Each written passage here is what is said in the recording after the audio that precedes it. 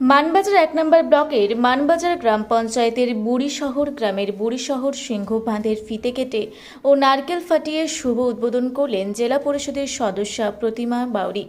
সঙ্গে উপস্থিত ছিলেন মানবাজার ১ নম্বর ব্লকের তৃণমূল কংগ্রেসের ব্লক সভাপতি অপূর্ব সিংহ, মানবেন্দ্র চক্রবর্তী, ধনঞ্জয় বাউরি সহ এলাকার নেতৃত্ব ও কর্মীবৃন্দ।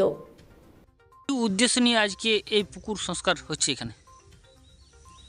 আজকে আমরা এই মানবাজার ১ নম্বর ব্লক পক্ষ থেকে আজ আমরা বুড়িশহর সিংহবাঁধ উদ্বোধন করলাম এবং এখানে এলাকার মানুষ কৃষিকাজের সুবিধার্থে অনেক যাতে সহযোগিতা পায় তার জন্য এই সিংবাদ উদ্বোধন করলাম জেলা পরিষদের পক্ষ থেকে।